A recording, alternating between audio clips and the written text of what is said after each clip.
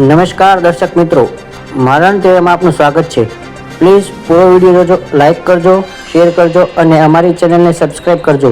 Gujarat ST નિગમની 25 નવી બસને ભાવનગર બસ સ્ટેશનથી લીલી ઝંડી આપી પ્રસ્થાન કરાવતા વાહન વ્યવહાર રાજ્યમંત્રી શ્રી હર્ષ સંઘવી। વાહન વ્યવહાર અને ગૃહ રાજ્યમંત્રી શ્રી હર્ષ સંઘવીએ ભાવનગર બસ સ્ટેશન ખાતેથી ગુજરાત રાજ્ય માર્ગ વાહન વ્યવહાર નિગમ GSRTC ની 25 નવી બસને લીલી ઝંડી આપી પ્રસ્થાન કરાવ્યું હતું। આ તકે રાજ્યમંત્રી શ્રી હર્ષ સંઘવીએ અદ્યતન સુવિધાયુક્ત નવી બસનું નિરીક્ષણ કરીને મુલાકાત લીધી હતી। ત્યારબાદ મહાનુભાવો સાથે નવીન બસોને લીલી ઝંડી આપી પ્રસ્થાન કરાવ્યું હતું।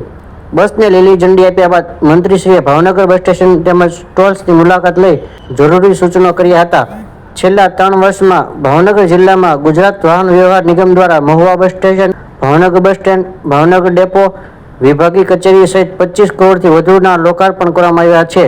છેલ્લા 2 વર્ષમાં ભાવનગર વિભાગને નવીન 151 બસ ફાળવવામાં આવી છે, તેમજ આગામી 6 માસમાં વધુ 97 નવીન બસ ફાળવવામાં આવશે।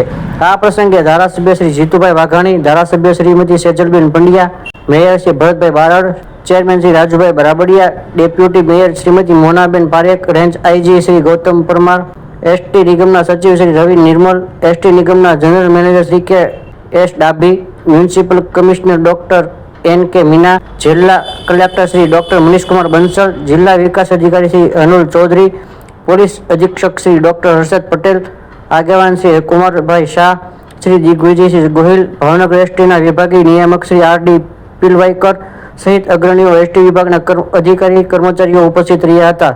માહિતી કૌશિક સિસાંગિયા। આજે ભાવનગરની ભૂમિ પરથી 25 નવી બસો અહીંના સૌ નાગરિકો માટે સેવામાં ચાલુ કરવામાં આવી છે।